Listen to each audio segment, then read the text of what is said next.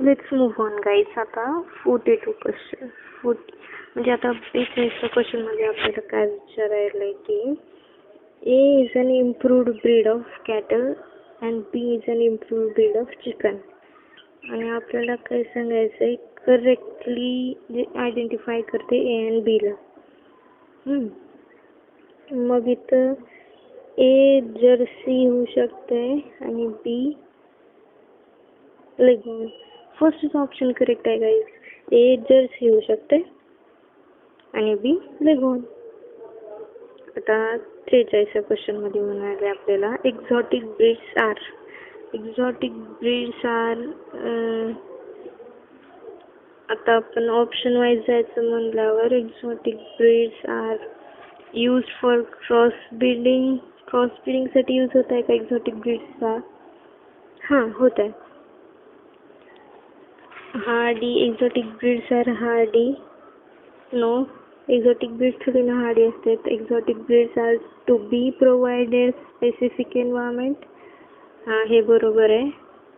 Exotic breeds are resistant to local pest and pathogens. हां, हे पण बरोबर आहे. नाही, एक second. Exotic breeds are resistant to local pest and pathogens. मग ऑप्शन वाईज बघूच guys. Exotic breeds are used for crossbreeding and to be provided with specific environment. म्हणजे 1 and 3 हे ऑप्शन्स करेक्ट आहेत. हे स्टेटमेंट्स करेक्ट आहेत. आता 44 question मध्ये विचारले आपल्याला करेक्ट स्टेटमेंट सांगायचे. Correct statement. आता या स्टेटमेंट मध्ये पहिला स्टेटमेंट बघूया आपण. It is estimated that more than 70% of the world livestock population is in India and China. हे तर डायरेक्ट NCERT लाईन आहे की it is estimated that more than 70% of the world livestock population is in India and China. Cleanliness and hygiene, both of the cattle and the handlers, are of paramount importance while milking, storage and transport of the milk and its products. हां, हे पण बरोबर आहे. स्ट्रिंजनेट cleanliness आणि hygiene हे पॅरामाउंट importance आहे त्याचा while milking, storage and transport of the milk and its products. आता 45th क्वेश्चन बघूया आपण. म्हणजे यात 44चा आन्सरच निघून जाते ना. फर्स्ट अँड सेकंड दोनच ऑप्शन चूज करायचे होते. पहिले आणि दुसरं तर बरोबर आहेत. आता 45th क्वेश्चन. या क्वेश्चन मध्ये विचारले आपल्याला की दोन blanks, fill in the blanks that question. Select the option which correctly fills up the blank in any two statements. First statement आहे inbreeding helps in accumulation of dash dash and elimination of dash dash. Inbreeding help करते in accumulation of superior genes and elimination of less desirable genes. हां, NCERT line आहे ना हे की inbreeding help करते in accumulation of superior genes and elimination of less desirable genes. आता बी statement मध्ये तर म्हणाले in MOET a cow is administered hormones with FSH like activity to induce follicular maturation and superovulation. C मध्ये येते Hizadel is a new breed of sheep developed in Punjab by crossing Bikaneri ewes and Merino rams. आता option wise म्हणल्यावर बी correct आहे कारण की C मधलं first Bikaneri एव्हज आहे आणि सेकंड मरिनो रॅम. आता 43वा क्वेश्चन मध्ये काय म्हणाले आपल्याला चुकीचे स्टेटमेंट सांगायचे, चुकीचे मॅचेस ओळखायचे ना. मग आता बघूत आपण जर्सी मॅच मध्ये म्हणजे पहिल्या कॉलम मध्ये दिलेत आपल्याला एक्झॉटिक ब्रीड्स ऑफ कॅटलच्या एक्झॉटिक ब्रीड्स आणि दुसऱ्या कॉलम मध्ये दिलेत कंट्री ऑफ ओरिजिन. जर्सीची कंट्री ऑफ ओरिजिन होलंड आहे का? नाही, हे तर चुकीचं आहे. होल्स्टीन अँड फ्रिजियन यांची country of origin Germany. No, हे पण चुकीचं आहे. आयरशायर हे जे कॅटलचे एक्झॉटिक ब्रीड आहे याचं ओरिजिन स्कॉटलँडमध्ये झालं, हे बरोबर आहे. आयरशायर आणि स्कॉटलँड हे बरोबर आहे. ब्राऊन स्विस ओरिजिन स्वित्झर्लंड, हे पण बरोबर आहे. मग याचा आन्सर होतंय बी. पहिला आणि दुसरं चुकीचं आहे आणि तिसरं आणि चौथं बरोबर आहे. आयरशायरचं ओरिजिन स्कॉटलँडमध्ये झालंय आणि ब्राऊन स्विसचं ओरिजिन स्वित्झर्लंडमध्ये. आता 47 क्वेश्चन. आपल्याला इथं काय सांगायचंय, करेक्ट ऑप्शन सांगायचे जसे की हे ब्लँक करेक्टली फिल करते. बघ यातमध्ये येत आहे फर्स्ट स्टेटमेंट काय आहे, all hybrids of poultry are produced by crossing inbred stock. Super hybrids, हां बरोबर आहे ना. फर्स्ट स्टेटमेंट तर कळालं आपल्याला की हां गाईज. तर आपण होतो 47 क्वेश्चनवर. ह्या क्वेश्चनमध्ये काय म्हणाले आपल्याला, fill in the blanks in the following statements by selecting the correct option. First statement सांगायला all hybrids of poultry are produced by dash dash inbred stocks. All hybrids of poultry are produced by crossing inbred stocks. Inbred stocks ला cross केल्यानंतर तर बनतात ना सगळे hybrid पोल्ट्रीचे. आता second statement आहे super hybrids are obtained when genetically dash dash parents are used in the cross. Super hybrids केव्हा मिळते, जेव्हा genetically different parents are used in the cross ना. आता थर्ड स्टेटमेंट म्हणाले a dash dash is produced from a cross between female horse in bracket mare and male donkey. आपल्याला माहिती आहे female horse ज्याला की मेयर म्हणतात आणि जेव्हा क्रॉस करतो आपण मेल डॉंकी बरोबर ज्याला जॅक पण म्हणलं जातं, तर मेयर आणि जॅकच्या क्रॉसनं तयार होते म्यूल. मग याचा आन्सर येतो म्यूल. मग 47 आन्सर आहे सी. आता 48वा क्वेश्चन. 48व्या क्वेश्चन मध्ये आपल्याला विचारायले की the different breeds are in which of the following options the different breeds are not correctly placed. तर आपल्याला ए ऑप्शन मध्ये ब्रीड्स ऑफ शीप गॉरे, ही शीपचीच ब्रीड आहे. मुर्रा ही बफेलोचीच ब्रीड आहे, बरोबर आहे. आणि हॉलिकर ही ब्रीड्स ऑफ कॅटलमध्ये येते. बी ऑप्शन मध्ये नाली ही शीपचीच ब्रीड आहे. घाडावरी हे पण बफेलोची ब्रीड आहे, बरोबर आहे. कांक्रेज हे कॅटलची ब्रीड आहे, हे पण बरोबर आहे. सी ऑप्शन लोही ही शीपची ब्रीड आहे, बरोबर. आणि मेहसाना ही बफेलोची ब्रीड आहे, हे पण बरोबर. थारपारकर ही कॅटलची ब्रीड, हे पण बरोबर आहे. ब्रीड्स ऑफ शीप मध्ये संगमनेरी हे शीपची ब्रीड नाही आहे गाईज. संगमनेरी आणि छेगू हे गोटची ब्रीड्स आहेत. कुणाचे? गोटचे, not sheep and not buffalo. आणि तिसरं म्हणजे जफराबादी हे ब्रीड कॅटलची नाही आहे तर बफेलो, म्हणजे मोस्ट ॲप्रोप्रिएट सांगता येते की Jafarabadi is a breed of buffalo मध्ये यायला पाहिजे.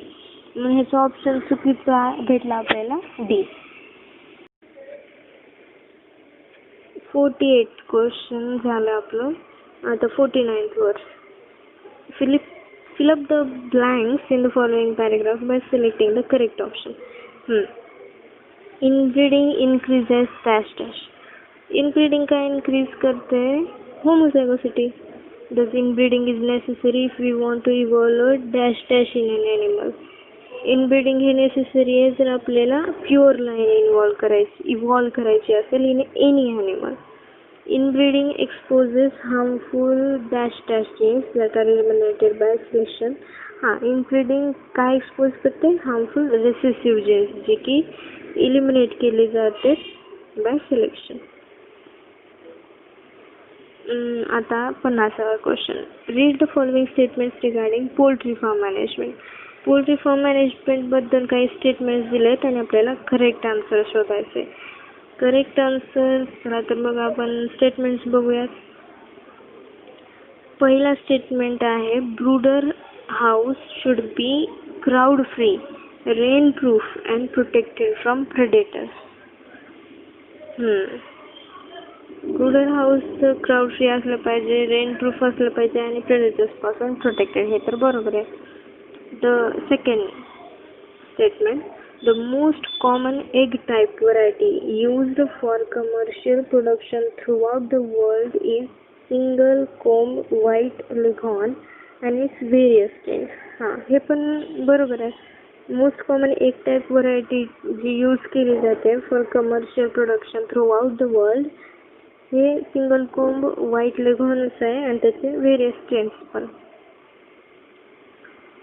आता थर्ड स्टेटमेंट, फादर व्हाईट रिव्हॉल्युशनचं इन इंडिया हे डॉक्टर वर्गीज क्युरियन. हे तर बरोबरच आहे. डॉक्टर वर्गीज क्युरियन हे व्हाईट रिव्हॉल्युशनचे फादर आहेत in India.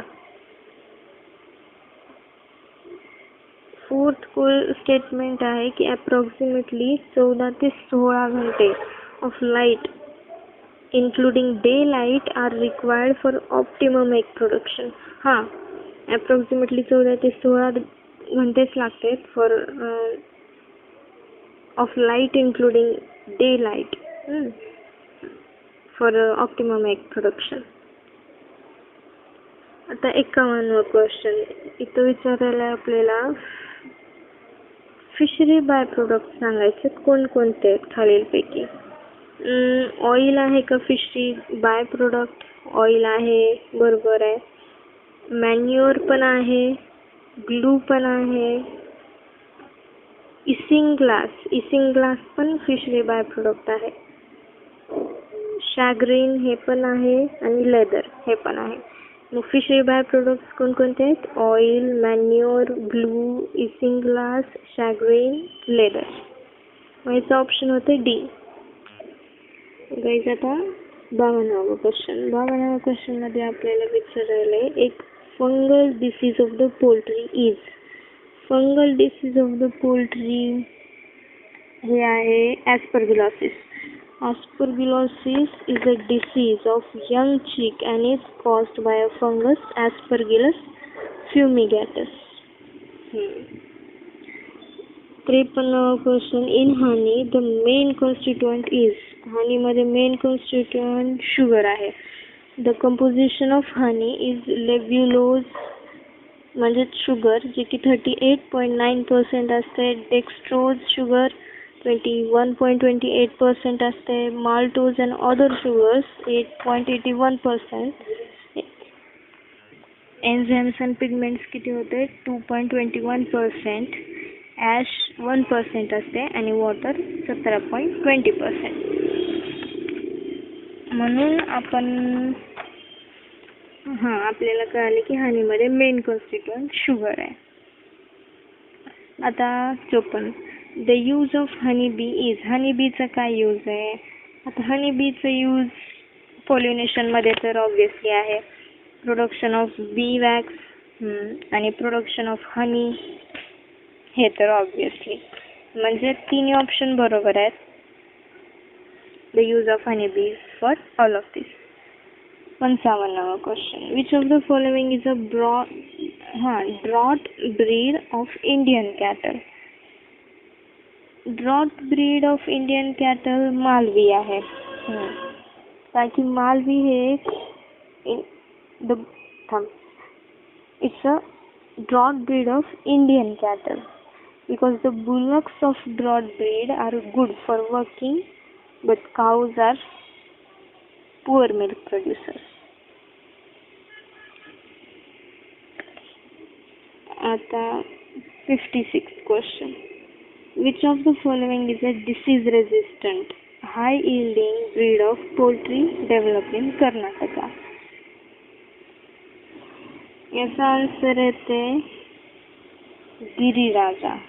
गिरिराजा is the high yielding disease resistant breed of poultry developed in Karnataka. 57th question. Which one of the following is a marine fish? Marine fish ची trick आपल्याला माहिती आहे. म्हणजे आपल्याला RCC the coaching classes त्याच्यावरून आपण काढू शकतो फ्रेश वॉटर फिश कोणकोणते आहेत. आर्क, rohu, C for catla and C for common carp. मग बाकीचे या RCCला सोडून बाकीचे सगळे येतात मराइन फिशेस मध्ये. मग बी आन्सर येते. 57th question. The 58th. Which of the following procedures are followed in dairy farm management? Dairy farm management मध्ये कोणकोणते प्रोसिजर्स फॉलो केले जातात? तर मग बघूया. फर्स्ट येते regular inspections and visits by veterinary doctor. हां, हे तर बरोबर आहे. Usage of manure to increase crop yields. नाही, हे नाही. Adequate environmental condition is provided. हे पण बरोबर आहे. Weeding away unproductive and harmful plants from the brood house. नाही, याचा आन्सर आहे बी. आणि आपल्याला माहिती आहे गाईज की dairy farming is the management of animals for milk and its products for human consumption. The processes and systems that increase yield and improve the quality of milk are healthcare and social well-being of the animals. Suitable environmental conditions पण लागतात जसे की adequate ventilation, optimum temperature, sufficient light, etc. etc. Protection against disease साठी ते तर खूप महत्त्वाचं आहे. Regular inspection by veterinary doctor आणि प्रॉपर रेकॉर्ड कीपिंग. हे झालं डेअरी फार्म मॅनेजमेंट बद्दल. आता 59th क्वेश्चन.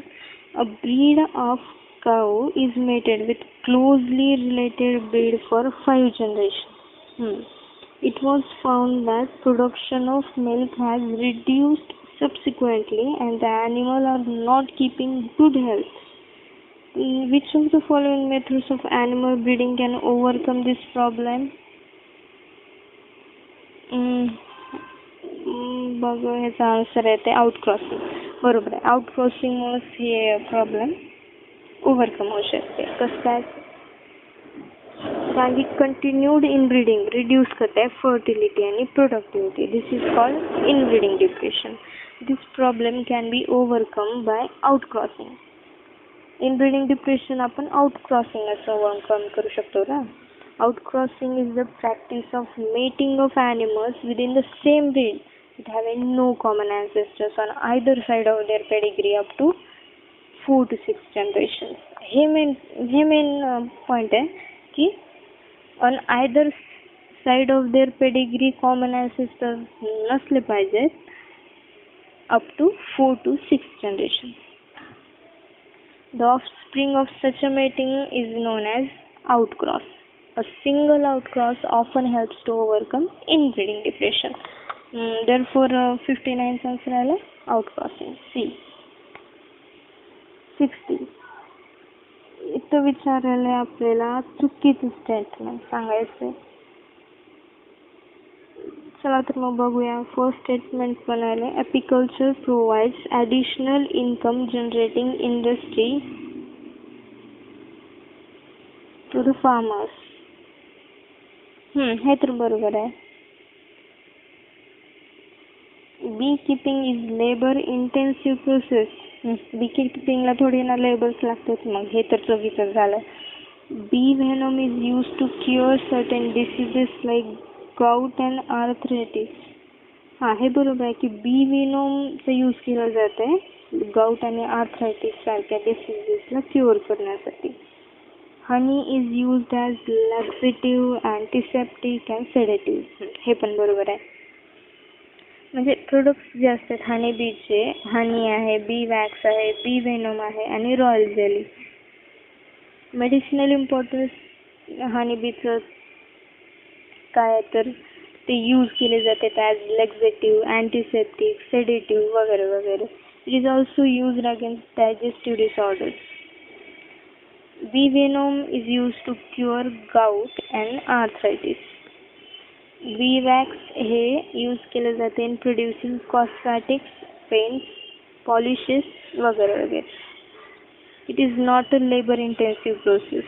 हां, कसं काय ते बी कीपिंग हे लेबर इंटेन्सिव्ह प्रोसेस नाही आहे आणि is source of additional income to the farmers.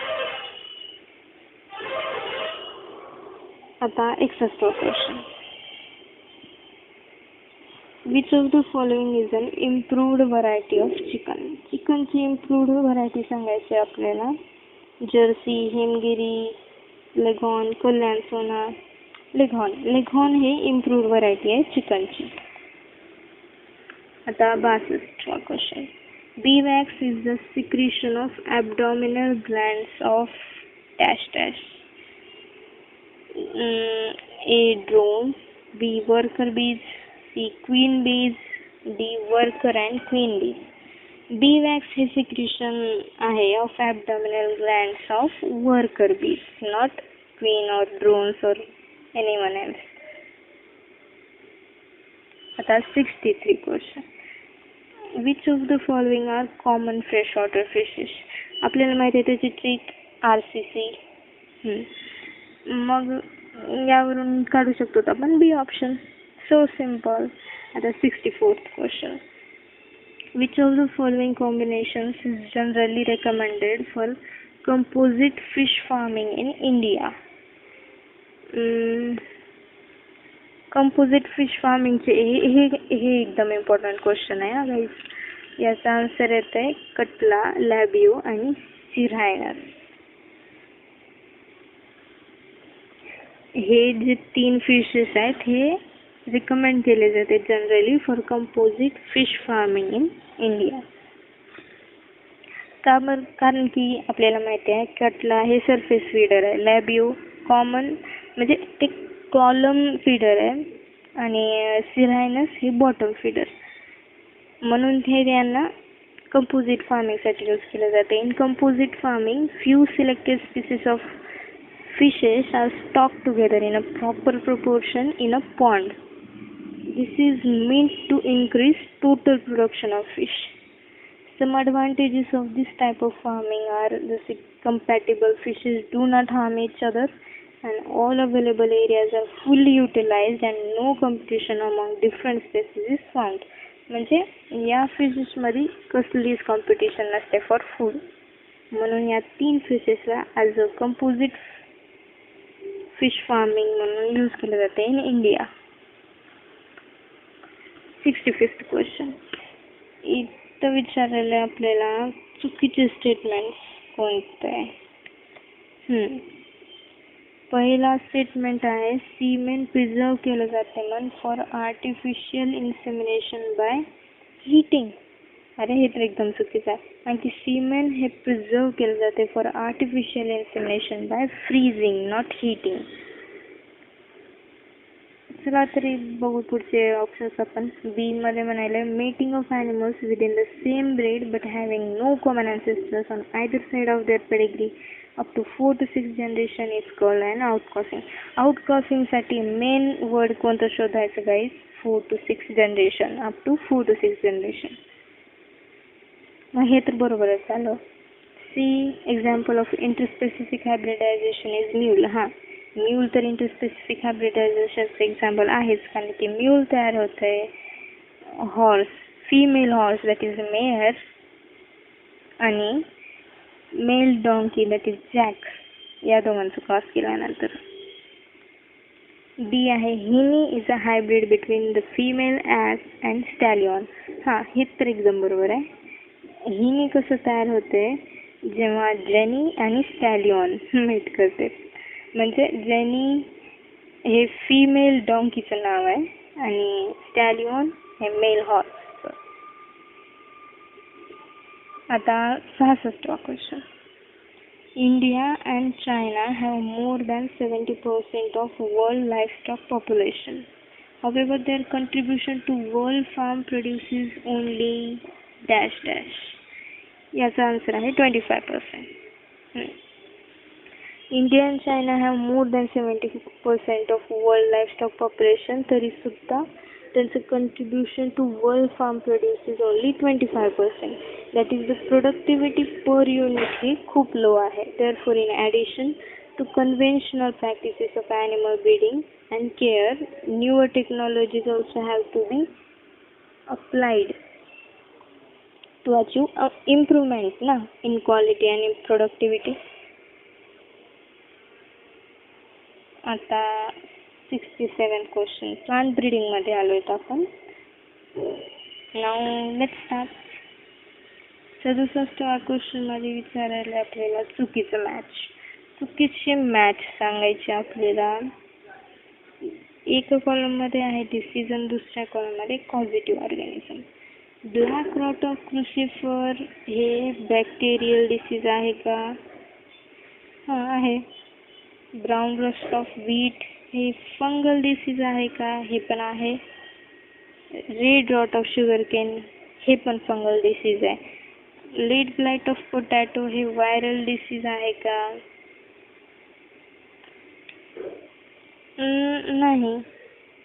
याचं सोल्युशन बघूया आपण. The pathogen responsible for black rot of crucifer is bacteria Xanthomonas campestris. हे तर बरोबर आहे. कारण की आपण म्हणलो ना बॅक्टेरियल डिसीज आहे black rot of crucifer. It lives on the ते झॅन्थोमोनास कॅम्पेस्ट्रिस कुठं लिव्ह करते तेव्हा it lives on the plant residue in the soil or in the seed. In a germinating seed, the bacterium enters through the stomata and first spreads intercellularly in the substomatal region and then systematically into the vascular bundle.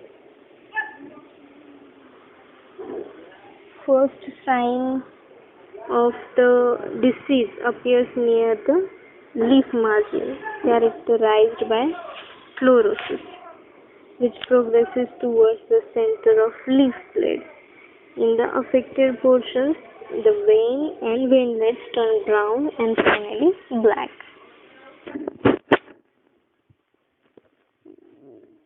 68 questions complete.